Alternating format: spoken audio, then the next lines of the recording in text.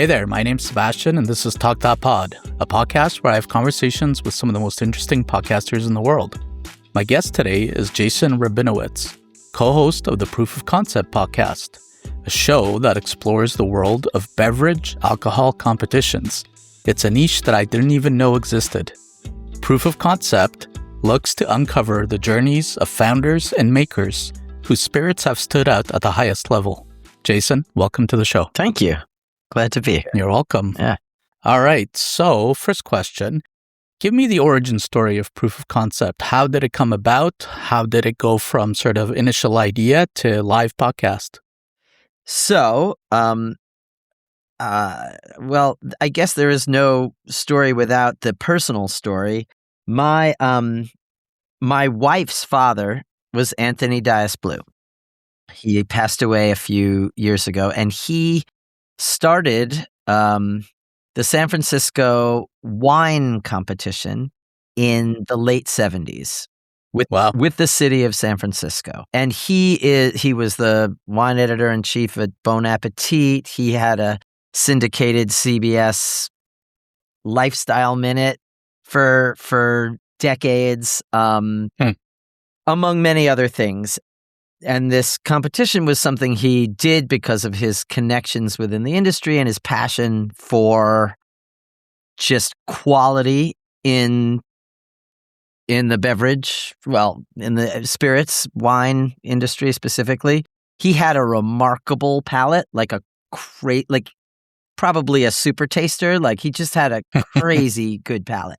He was on Mythbusters, for goodness sake. Okay. Yeah. There you go. To dispel the if you take well vodka and pour it through a Brita filter 10 times, will you get Grey Goose? And I don't think I caught that episode. Oh yeah, no, it's hard to find, but yeah, I dug it up. It's a small story in a bigger one about alcohol. Anyway, it was just to say he's an expert and a passionate and an enthusiast.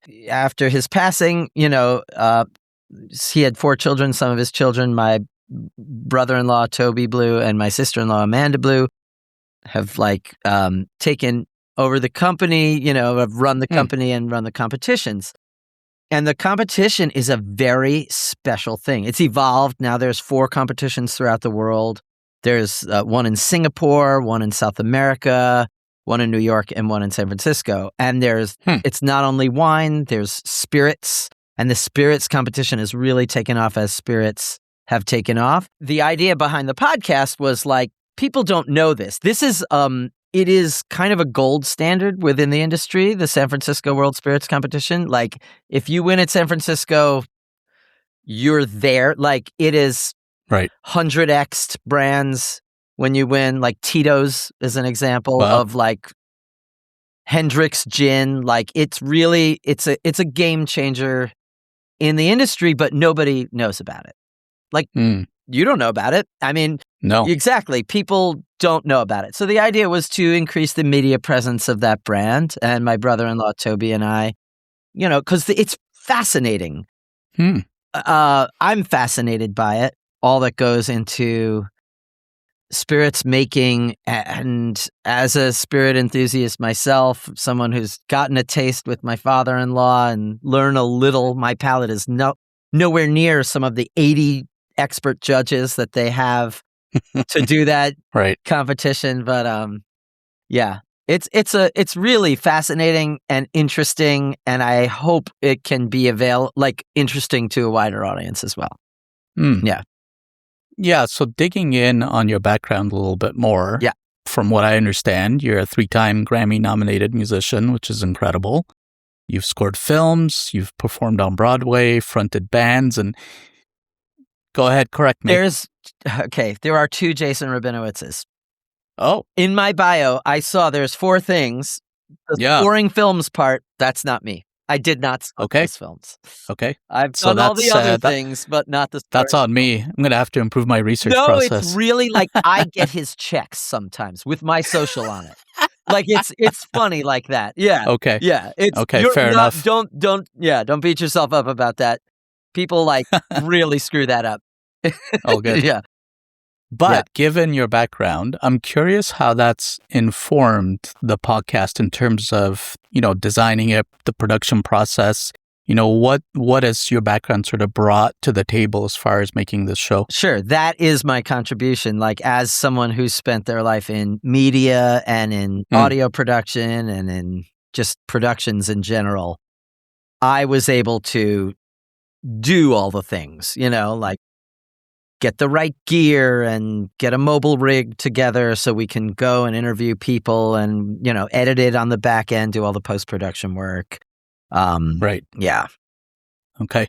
Now, given what you said about the way that you structured the podcast was to essentially create more awareness about these competitions. And I think it's very interesting that the premise that you settled on in the podcast, because it focuses on interviewing, I guess, founders whose spirits have won these competitions. Yeah. And I don't know a lot about spirits. Yeah. I am not a big drinker. Yeah. I have friends who are really into whiskey. Sure. But I did sort of the requisite look at what does the world of spirit podcasts or spirits podcasts look like? And there seems to be a lot of them, like with many genres in podcasting. But yours kind of explicitly is a show about why something wins, why something is a particular spirit is excellent.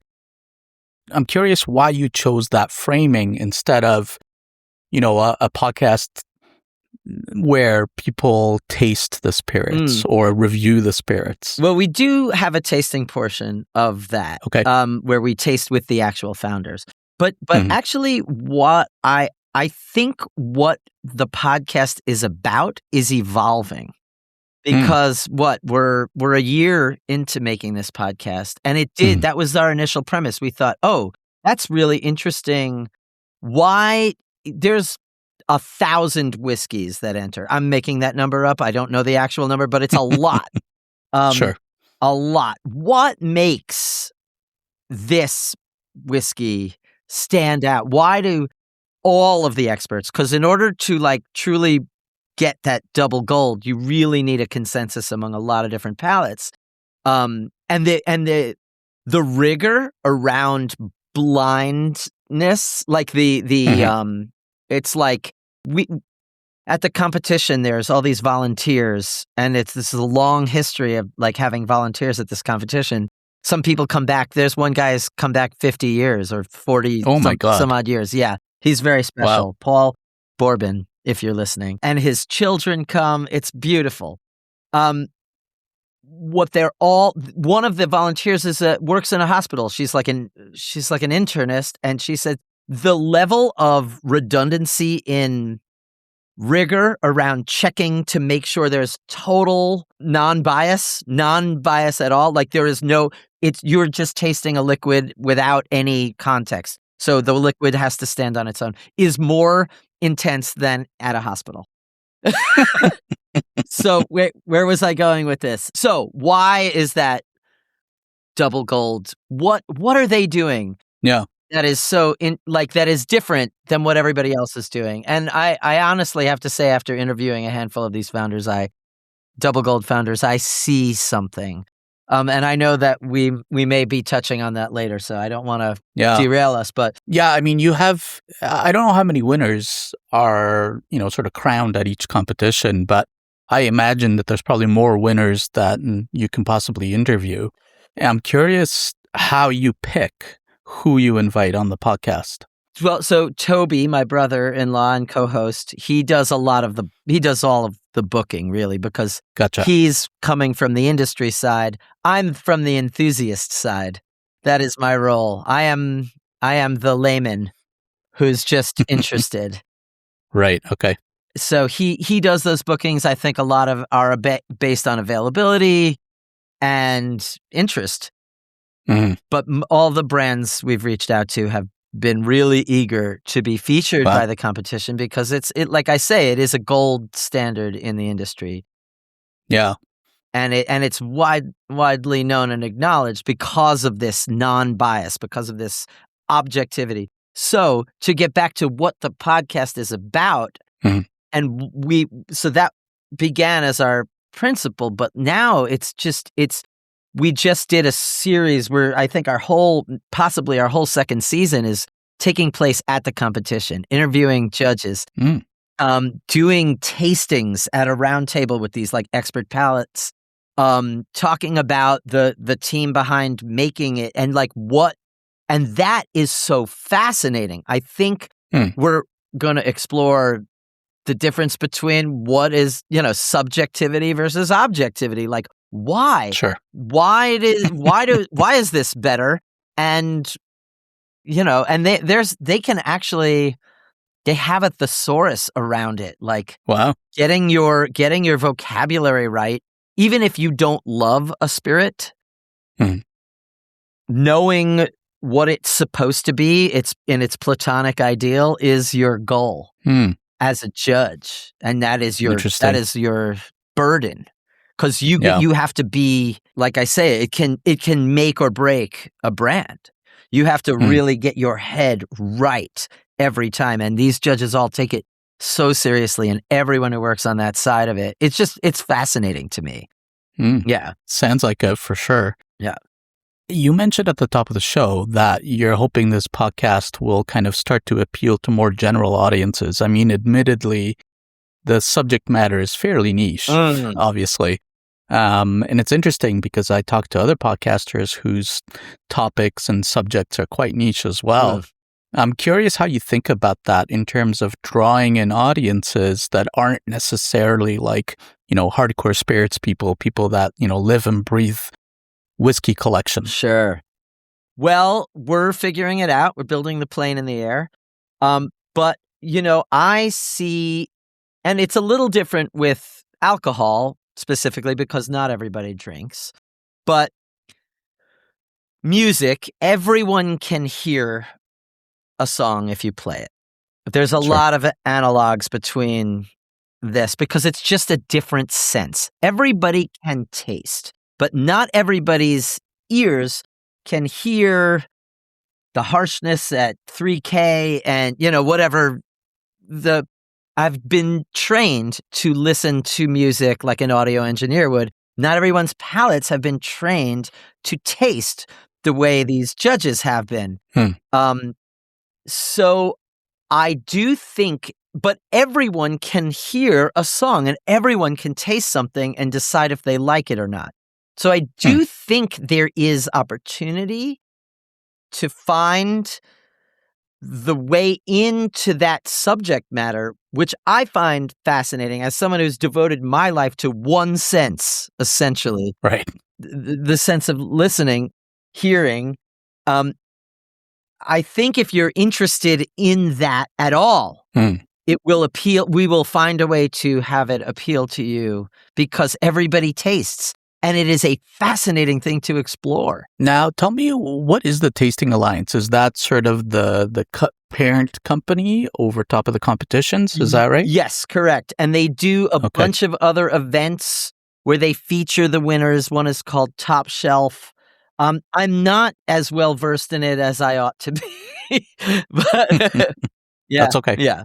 Yeah, because what I've observed about your podcast is that it kind of sits at this interesting intersection of kind of being a branded podcast. A lot of companies, they create podcasts, again, for the purpose of exposure for the most part. The proof of concept is sort of the Tasting Alliance's official show.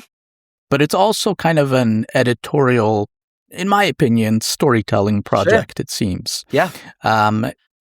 In your experience over your career, I guess building audiences in music and entertainment, how do you keep a show like this to kind of not feel like a brochure? Do you know what I mean? Yeah. So a lot of branded podcasts are thinly veiled advertisements. Yeah. Well, I think it's genuine interest. Like when I am talking to, the fourth generation, and I think it comes through. I am genuinely interested in these stories. It is fascinating how these folks decide. If you've seen, like, I think you've seen our pilot episode was this brand Chinola, which is this very special passion fruit liqueur. Yeah. That's expanded into all these things. But like, there's a through line between these folks that have there's always more than just a rigor around wanting something to be excellent in and of itself. There's a community aspect to almost every brand. I don't know. I think, to get back to the question, there is something really, like, people are interesting. Everybody has a story. I'm fascinated by business. I'm fascinated by, subjectivity versus objectivity. I'm fascinated by the nuances of our senses and getting really deep into something that I enjoy. So I just think it's just genuine interest that keeps it from being, desultory, Yeah. It has to provide some value too, right? It has to be more than just, hey, look at us, we're trying to get more eyeballs on this, or in this case, more ears on it. Yeah. I only listen to podcasts that like enlighten me in some way. So that's my gold standard going into this. I'm like, how can I provide information to someone who's interested? I think a lot of podcasters would do well by heeding that advice. Is, first make something that's interesting. Make sure that what you are making is of the highest quality, is something interesting that people want to listen to, because, I see a lot of podcasters come across my desk, so to speak. I run a podcast discovery newsletter, and I get, hundreds of pitches every week, and there are a lot of bad podcasts out there. Yeah. No question. Now, on the topic of video, obviously you're on all the major podcasting platforms, and you're on YouTube as well. And YouTube seems like it is becoming sort of the most important discovery platform for podcasts, because it has that natural sort of built-in algorithmic discovery right in the platform. I'm wondering how you sort of think about the visual dimensions of the podcast. Is video now sort of the first-class citizen for you, or does the audio story still come first? This is the first visual pod I've done. I come from audio first. And it turns out, whenever you're doing anything video, you're making a television show. There's just no, there is no such thing as a video podcast. It's a low-budget television show.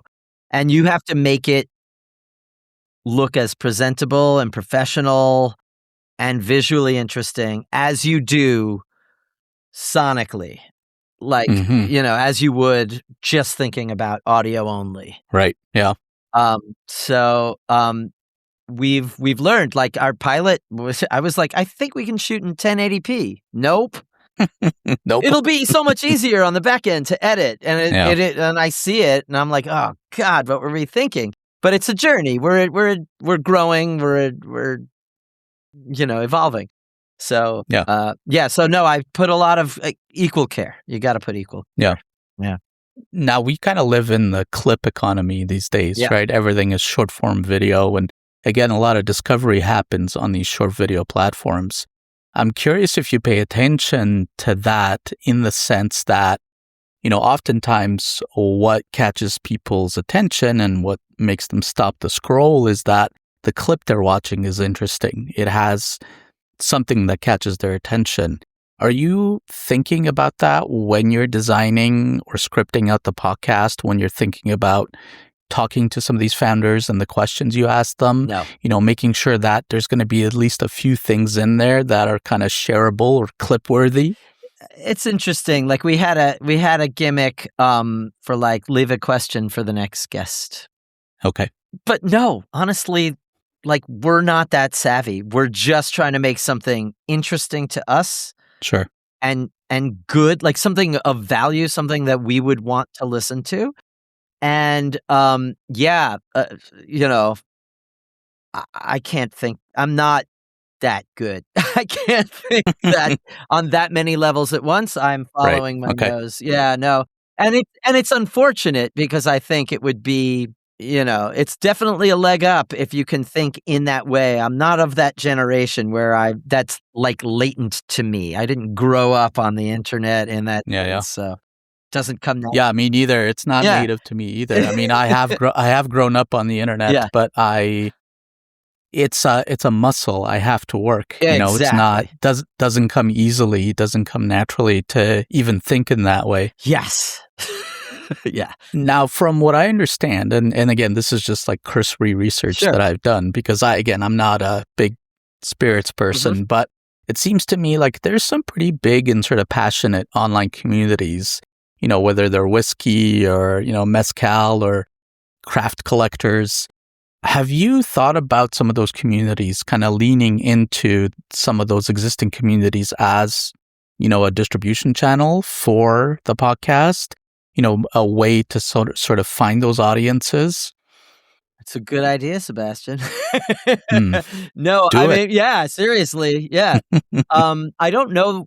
So on the marketing side, we're blessed with having the Tasting Alliance team, and they've been extraordinarily helpful in like helping us pull out clips and just think about it in terms of marketing, so we can focus on stories that are interesting and producing the most interesting work that we can. So you've got a marketing team at the Tasting Alliance they help with that. But that's a great question, and I'm sure someone there. I mean, it's a crack team to be certain. Like we're 4 people in the whole, but hardworking, incredible people. In fact, we interview them all to discover sort of how this sort of industry juggernaut comes to be and what how many hats they all wear. It's quite interesting. So speaking of marketing and speaking of, I guess, cross-promotional opportunities, that's one of the things that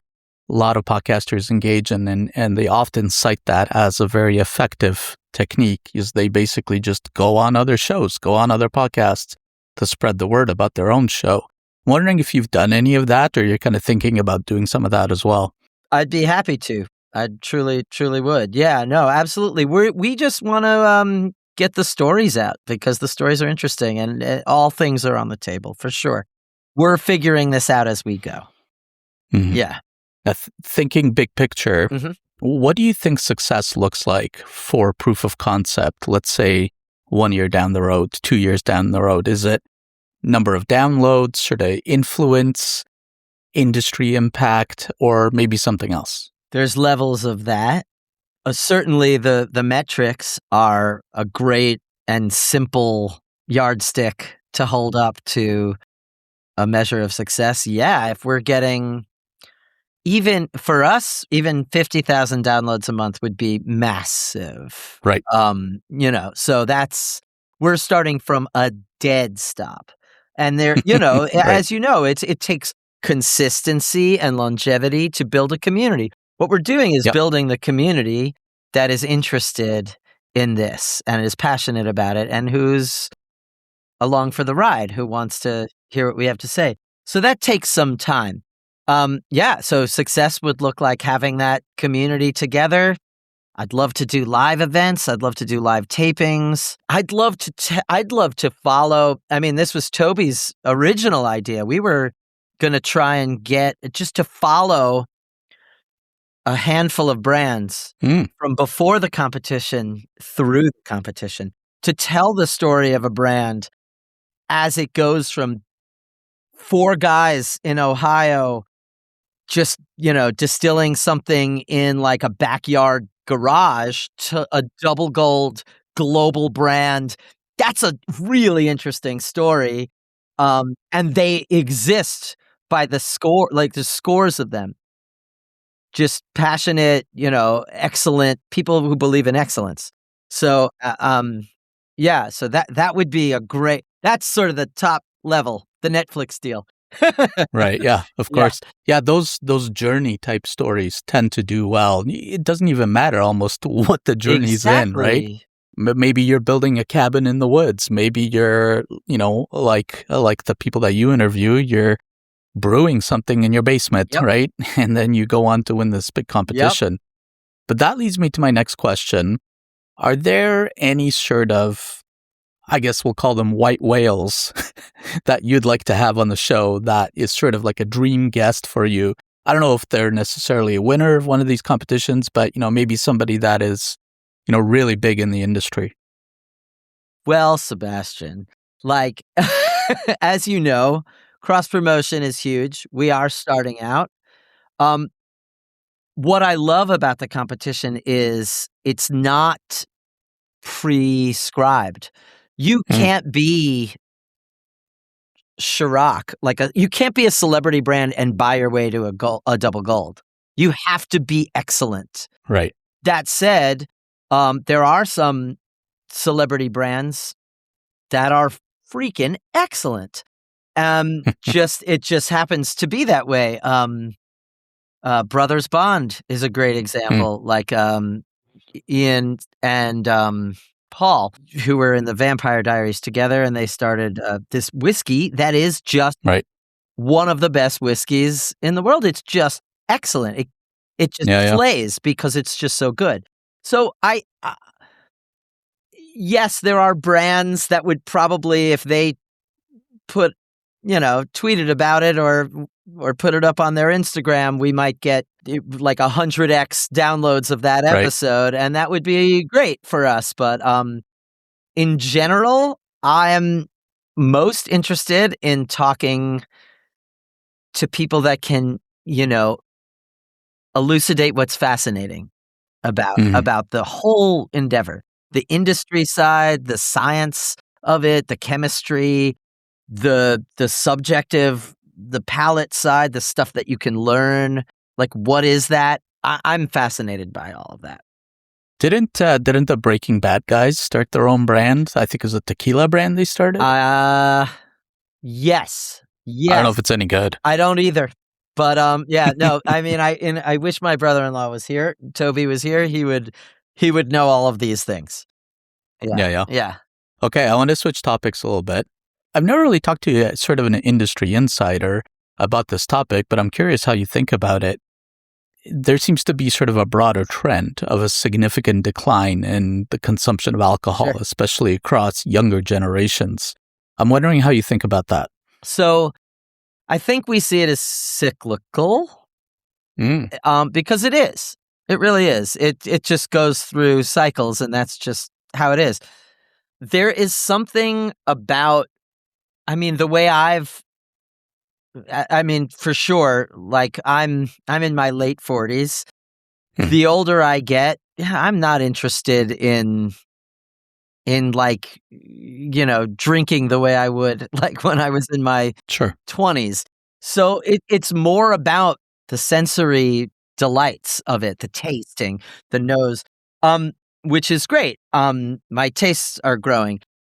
But that said, I do think there is something about alcohol. I know I'm on the record here. There's something universal about it. Sure. Caveman societies, the ones that had alcohol, they evolved quicker because people got together and talked, and there's a social element of progress that happens. Yeah, it's that social lubricant, right? It's real. Yeah. It is mild poison. And yes, there are health, but like in moderation, I think I've personally, the way I have fallen in my life is the benefits, the way I use alcohol, the benefits greatly outweigh, or I'm making my cost benefit analysis to say, this is totally worth it to me. Yeah. So I believe in it, I guess, so I think, fine, go for it. And also, it's not like you can't taste NA things. There is a whole NA component that's non-alcohol for non-industry people to the competitions now, because that's something that's great. Now, there's like a bunch of non-alcoholic cocktails in a can. Yeah. One of them will be universally much better than the rest in each category. Sure. Or not. Or, that experience of honing a sense, all of the things that I discussed, the industry piece, the science piece, the sensory piece, they all apply there. So in a sense, we're ready to roll with it. But I do believe there's something just beautiful in a well-crafted spirit. It's thousands and tens and hundreds of thousands of years old, and how people have been doing this. So yeah, no, it's a good point for sure. Yeah. There's definitely a heritage there. Right. Humans have just naturally been brewing stuff for a long time, whether accidentally or on purpose. Right. Or by necessity, so because it was the safest thing to drink, because all the water had giardia. Right. Right. Exactly. Yeah, no doubt about it. Yeah. And you're right. It proves as that social lubricant. I feel almost like it's this weird symbiosis now that a lot of young people have in terms of their aversion to alcohol, because on the one hand, they're kind of avoiding it because a lot of them are just sitting at home on their phones and scrolling and scrolling and scrolling. And their lack of sort of participation with the outside world and going out to parties and going out to socialize, that has definitely reduced the alcohol consumption, I think. Yes. But another thing I noticed too, and again, correct me if I'm wrong, but at least to me, as an outside observer, it seems like the spirits industry has sort of historically relied on things like reputation and heritage, but also gatekeepers, right? You talk about these people that spend a lot of years training their palates. I mean, what the hell is that? How do you even train a palate, right? Right. It sounds, I understand that that's a thing and it's a real thing. It is a real thing. Again, from an outside observer, this feels a little gatekeeperish. You know what I mean? Feels a little snobby. And I'm wondering if a podcast like yours can kind of function as a more sort of democratized storyteller about spirits and about the world of alcohol. Do you feel that way? Well, 1,000,000,000%. Because what I find is these quote unquote gatekeepers, they're really passionate about, and there's the people that are, I don't know, I'm sure there are snobby sommeliers all around this planet, but like the people I've come in contact with, there's a huge like heart component. There's this social component, and it's around inclusion and not exclusion, and it's around celebration of something that they know the craftsmanship that went into it, and the deeper you get into it, the more awesome it becomes to appreciate. The more refined your palate gets, the more awesome it becomes to be able to taste the difference. And that might be where some of the snobbery is perceived as, because it's like things that aren't made with care or love. Who wants to drink that? But because this is serious, and we don't drink all day, all day. So like, if we're gonna have a drink, it's got to be excellent. Yes, I hope that the podcast can get over that. There's nothing exclusive about it. Everyone can taste. Let's get our palates to a place where we can appreciate how much care, how much thought, how much blood and sweat and effort went into making something this excellent. And what's fascinating is the deeper you get in, there are real rubrics around this stuff, like how the shape of things. It's just really hard to talk about. There's like I say, there's that thesaurus, and I'm fascinated with talking to these experts about it. Like, how do you begin to develop a palate? It's a lot about the language, learning, and it's the same with audio engineering. You learn what these you learn what the vocabulary means. Something squashed, that means it's like super compressed, but like, what does that mean? Like, and then you learn to identify, oh, that's squashed, that sounds squashed. Oh, that's too squashed, that's unpleasant. This is great, it's compressed. I'm going off on a tangent, but you understand what I'm saying. I do hope that this can make tasting more accessible for people. Yeah. It's all very fascinating. And it's funny you mention the audio engineering bit. I did an interview a couple of weeks ago with a guy named Will Beckton. He was the audio engineer on the Conan O'Brien podcast. Okay. Oh, yeah. And yeah, That must be fun. What a fun gig. Yeah. He doesn't work there anymore. He went out and started his own podcast. I guess it's kind of a podcast studio and an incubator. Oh, wow. But he was telling me a story about when they first asked him to work on the podcast. You know, he came from a video background. He was never really an audio engineer until he started on the podcast. And he was asking around, like some of the other people that were kicking around there, like, what is the average compression for a human voice, right? And they're like, dude, it doesn't work that way. Yeah. So it's funny you mentioned that, but I'm curious about, you know, how I always ask podcasters about how they feel about the medium in terms of what they think is special about podcasting that's sort of different than any other medium, right? Whether it's movies or TV or music, you know, because I feel like there's a unique nature to podcasting, and it's hard to kind of put my finger exactly on it. And I'm wondering if you agree and what you think podcasts kind of bring to the media landscape that no other format can do. Well, as you know, like to say the word podcast doesn't mean one thing. Like there's chat casts, there's high touch. I do a lot of high touch children's podcasts that are like bespoke scoring, like, you know, like a Looney Tunes cartoon and like, and then an enhanced like audio comic book world of sound effects and highly produced, high touch. I love that. Mm-hmm. That's, I think, a wonderful way. So podcasts, it's really varied. So on one hand, you have, if you look at any feature film, it's two pieces, and people overlook, it's sound and picture. People overlook. Sound is half of that equation. Like, truly, remove the sound from any movie. What is it? You can remove the picture and still keep the movie. It's like, I again, not wanting to oversimplify, there's like great artistry done visually, but in terms of like audio storytelling and what podcasts can do, it's just such a wonderful sort of more lightweight way to tell a really in-depth story. On one hand, that's the high touch side.